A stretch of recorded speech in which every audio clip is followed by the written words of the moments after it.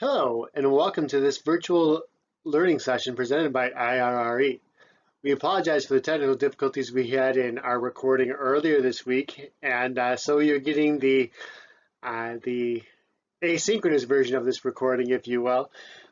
So we won't necessarily have the benefit of some of the participant interactions to discuss throughout the session, but we will still have access to all of the knowledge and discussion that we wanted to bring forward within this session to share with you today.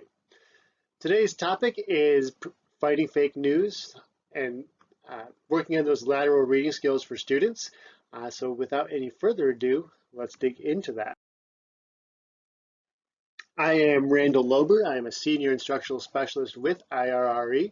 I've been with the team for going into my fourth year, and before that I spent the better part of a decade, 9-ish years, supporting or in and supporting classrooms in the Metro Detroit area.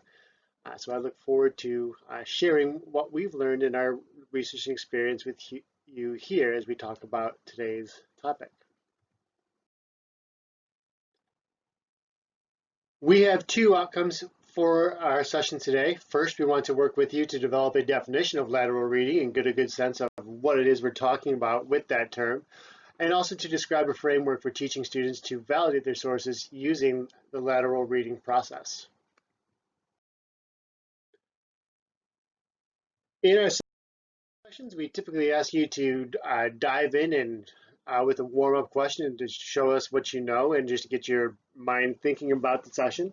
And this session is no different. So we'll ask you to take a moment to pause and sketch your understanding of what lateral reading looks like. If it seems helpful, make a second sketch and show how that might compare to vertical reading. I'll leave some time here for you to go ahead and do that and get that thinking out on paper or on desktop before we move forward.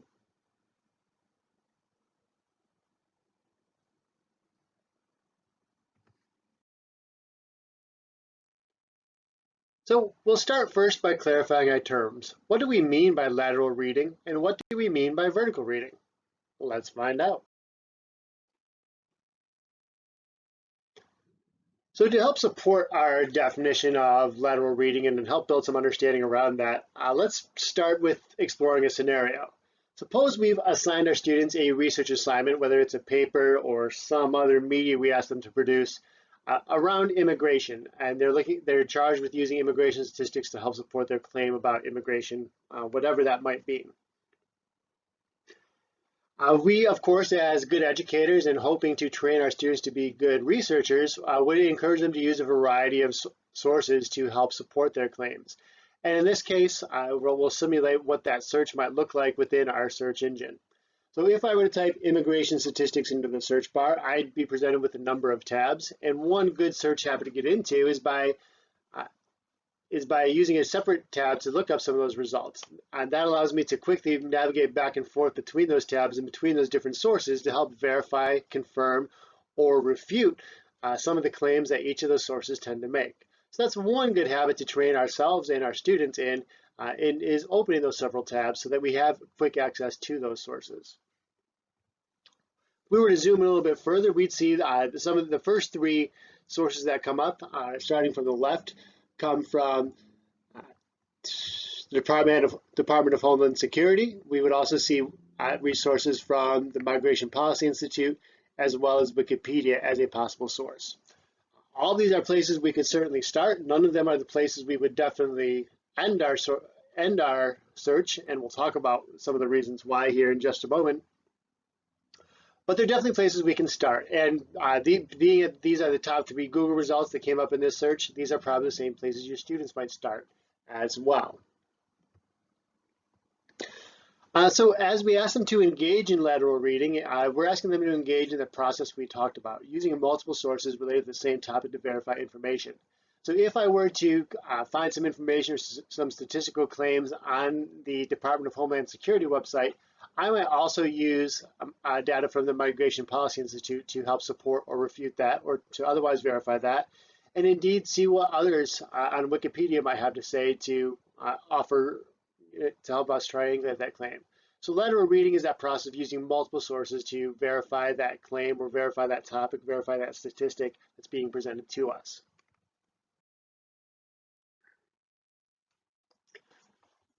So say, for example, I did click on the Migration Policy Institute, and we would encourage our students to check out these variety of sources because they are vetted, they're brought up by Google.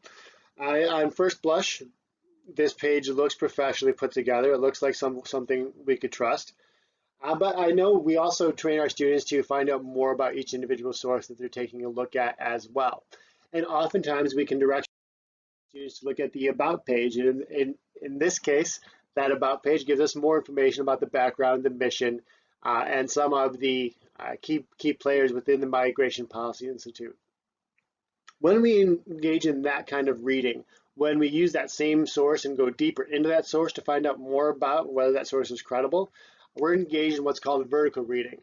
We're staying within that same source or website to learn more about it, to learn more about whether this is someone we can trust, someone we shouldn't trust, or somewhere in between, depending on what exactly it is we're trying to find out.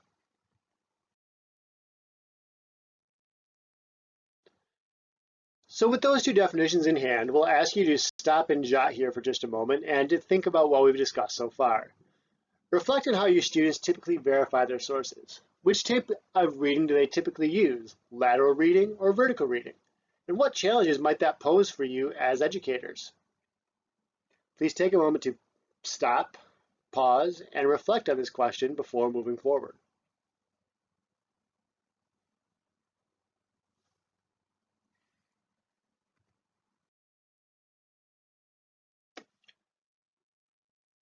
So with those definitions in mind and some of the implications from those questions that we've thought about, let's think about lateral reading in particular and how we might better train students to engage in that valuable process.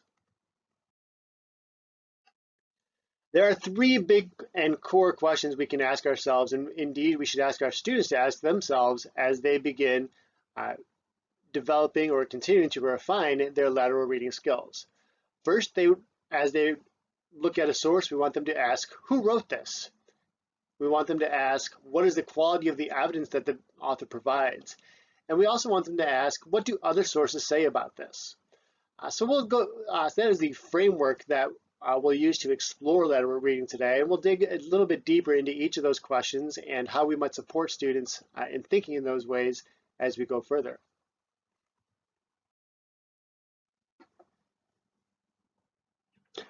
There are four key dimensions of the who wrote this question that are absolutely key for us as researchers to explore, but also for our students to explore as they begin vetting sources, as we get them involved in some of these authentic research tasks. First question is, what person or organization sponsored the website or created this information? So in a health class, for example, if we're having students research a variety of treatments for either a physical or mental health condition, there's going to be a variety of white papers. There's going to be white papers out there. There's going to be a variety of journal articles and other publications advocating for one treatment method or another. Some of those publications may be funded by physicians groups or published by physicians groups. Others might be funded and published by big pharmaceutical companies, and each of those has a different and vested interest in putting that information forward. So asking ourselves that first question, what sponsored this gives us or who sponsored this gives us some insight into why this piece of information was created and what angles the author might be trying to explore or exploit within their writing. The second question in the upper right, who is the author, what is their point of view, and what are the qualifications for providing the information, are closely related to that. We want to make sure that whoever we're coming to as a trusted and reliable source has a leg to stand on in that field. If we're looking for some of the economic impacts of substance abuse in a community, for example, sociologists and psychologists and medical doctors might be able to tell us a lot about some of the physical and mental impacts of substance abuse, but we'd really want to be able to talk to economists who work on that microeconomic level to tell us a little bit more about how substance abuse is impacting that community. So we want to be able to make sure that we are going to the people who know the most about our research question, and not necessarily someone who seems to be qualified, but not qualified in the area that we're looking for research for. So it's always a question of examining the qualifications of this person and whether or not they have something to stand on or they contributed to the field in another way before we take their word and use that as a credible source in formulating our own arguments. In the bottom left, we want to think about the motivations the author might have for sharing this information. So certainly, going back to that health treatments example, right? A pharmaceutical company might have a very distinct financial incentive for sharing information about why their drug or their vaccine or their treatment plan is the best way to address this particular public health issue. While a physicians association might have a very different motivation for sharing that information about their own treatment plan and their own visions. So it's important to consider that motivation and what would drive someone to publish that piece when we're deciding how credible a source might be. And finally, based on your response to those first three questions, what person or organization sponsored the website, who the author is, and what motivations might they have, it's up to us to use our judgment then to figure out how reliable that information is. If the person is well qualified and does not appear to have any biases that would terribly slant their interpretation of events, then it stands to reason that they're a pretty credible and viable source. If we are suspicious of some of their qualifications, or if we're suspicious of some of their motivations, then that should give us pause then and encourage us to go a step further and do some further research about the author in that area until we can better ascertain what their motivations might be.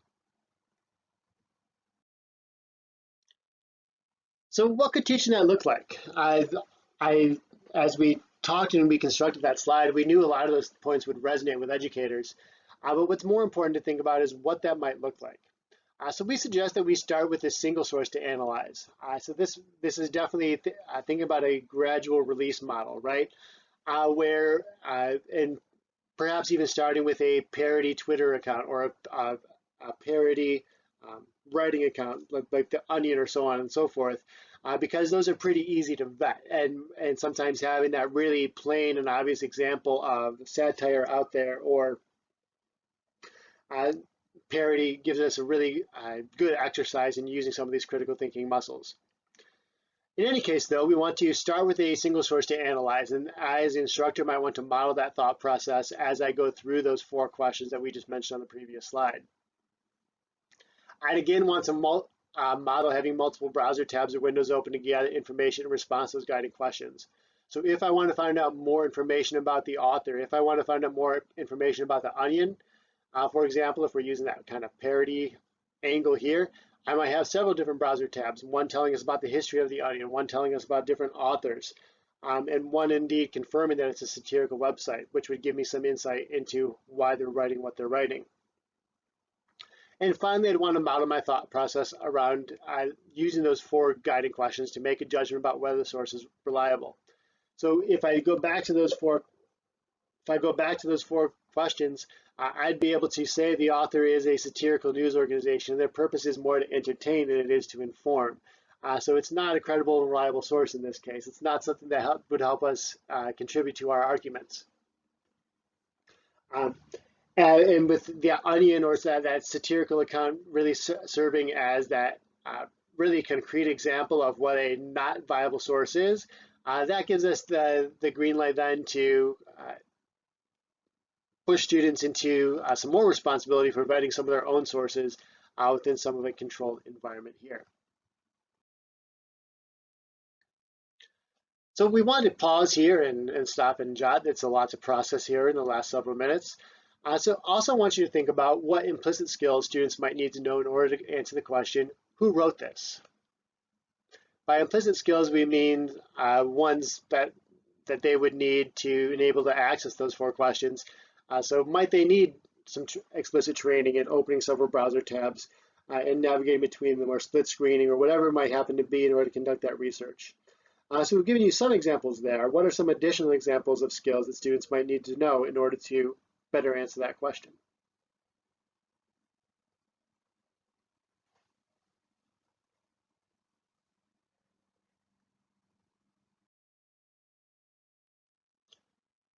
The second guiding question we ask ourselves and our students to engage in what's the quality of the evidence? We as good writers know that successful claims are supported with evidence that is both reliable and related to the claim.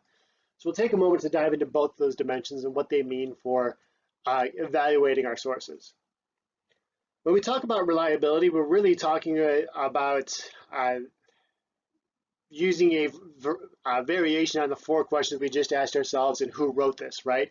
But we're really focused on the individual pieces of evidence that our author cites in supporting their claim.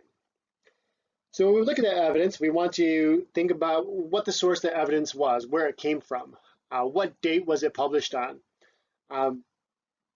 If we're looking at going back to that public health analogy, if we're looking at a public health crisis in 2020, a paper in 1990 might not have a lot of bearing due to advancements in medication, advancements in technology, advancements or changes in treatment protocols. And so that might have an implication or some implications on the reliability of the evidence. So that timeliness can be a factor to consider there. We also want to look at the platform that that source was shared from. Hopefully, our students aren't necessarily citing memes in their research papers, but we know that that's how a lot of information gets spread. And we know that indeed where they're engaging in discourse, that's probably one of the mediums they're using to engage in that discourse outside of school.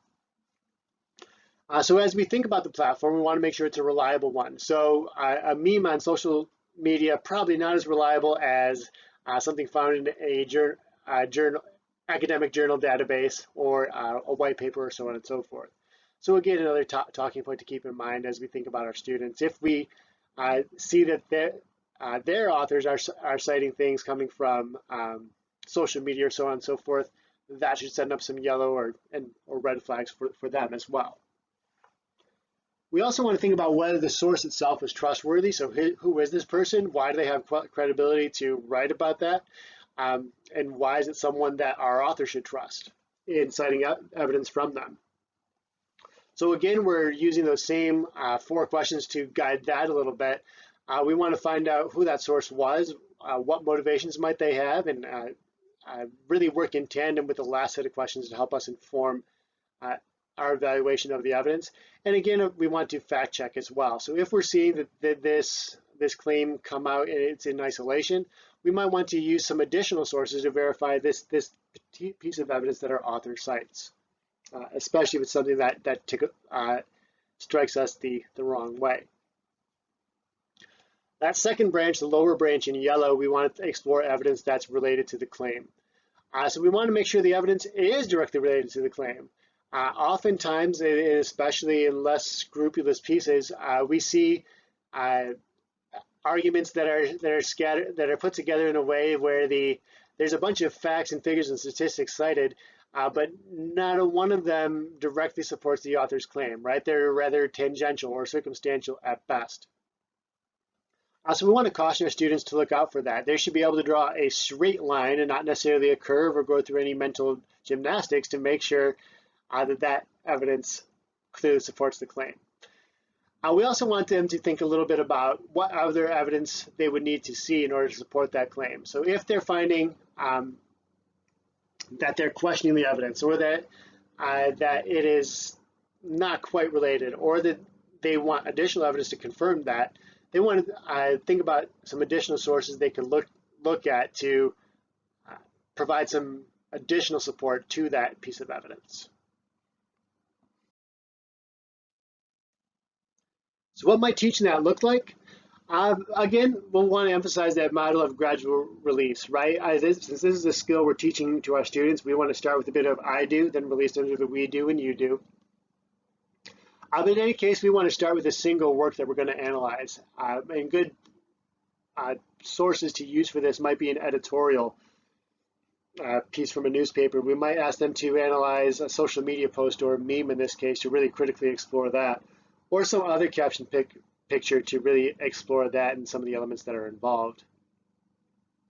Again, we'd ask them to think about the guiding questions that we just posed on the last slide about whether it is relevant and whether the source is reliable.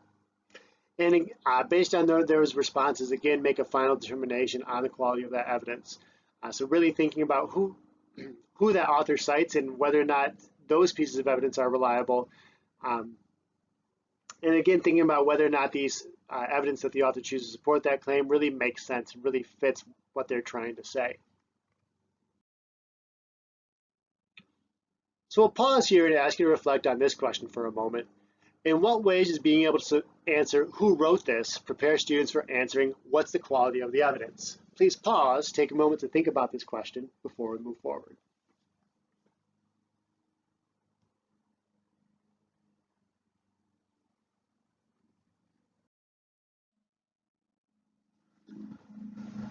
The final question we might ask ourselves, and we want students to ask themselves, is what do other sources say about this? And this guiding question really builds on the skill sets built in the first two guiding questions of who wrote this and what is the quality of the evidence that they used. So first, we can ask them to investigate the account behind the post. So if we're thinking about a social media post, we're thinking about a news article, we're thinking about an editorial article, we're thinking about an op-ed, investigate again who wrote that and what their motivations might have been for publishing that piece. Oftentimes, when we have sources written within an article, we can investigate link sources and go sort of up the stream, right? So if they're citing a source, well, who did they cite? And who did that person cite in creating that information? And what steps do they take to verify that? And certainly we can investigate the validity of the claim itself as we go forward and determine whether or not it's something that makes sense. And again, use additional resources to confirm or verify what it is that our source is saying. So what can we do? We can investigate that claim by opening another new tab to really dig a little bit deeper into exploring the validity of that tab. We can use trusted sources, typically news organizations, fact checkers like Snopes or academic journals tend to be reliable and valid, so we can use them to help verify the claim. And the more data we have, right, the more sources we use, the better we are able to triangulate the veracity of a claim and to make some determinations about whether it is true, false, or somewhere in between. So I'll ask you to stop and jot one final time here and think about how might you use these strategies and guiding questions to help students dissect social media posts.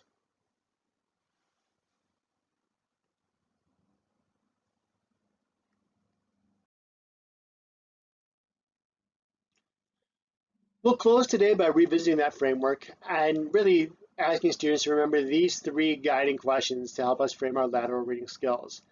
We want them to know who wrote this, so using additional browser tabs or additional books or sources to find out more about the author. We want them to really critically evaluate the quality of the evidence and follow those who wrote this guidelines to go a little bit deeper to make sure the evidence that our authors cite is evidence that is trustworthy. And again, we want to know what other sources say about that topic as well. So going deep and about a few sources and really getting familiar with what a lot of sources have to say and really validating their truthfulness as they discuss this claim. As a final caution, we also know that lateral reading can be a messy process, and it can feel a lot like going down a rabbit hole in terms of opening different browser tabs and trying to validate my sources and validate this claim and validate that claim and make sure that piece of evidence is true and so on and so forth. So we offer this piece of advice to both teachers and students as they go forward, and that is to always circle back to that original claim or original evidence. If we're feeling lost, if we're feeling confused, it's helpful to go back to that first piece of information, that first claim or that first piece of evidence that we're trying to verify and start from there. And make sure that our thought process and our exploration of that claim really follows a linear and logical path from there. And we simply haven't been caught in a trap of clicking and clicking and clicking until we've gotten nowhere fast, right? So that to summarize, we want to make sure we are cautious and thoughtful in the clicks we make in evaluating the validity of our sources, and not so uh, instinctive, if you will, as we try to make those efforts.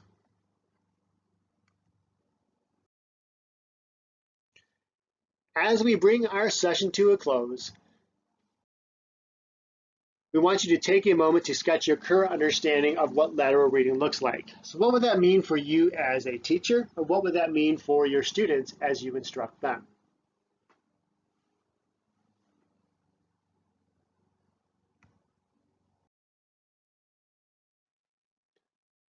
Finally, we know that lateral reading has a place in every content area. So thinking about your own content area, what skills and standards does lateral reading connect to? And how might you provide some explicit instruction in this strategy for your students? As you reflect on this question and any others that might arise for you, we here at IRE are eager and ready to support you throughout this process. Please reach out to us using our Twitter handle down there in the bottom right-hand corner of the screen at InstResReform or at any of our individual email addresses, and we're happy to support you and think with you about how to best make this work for you, your students, and your faculty. Thank you for watching, and we look forward to seeing you again soon.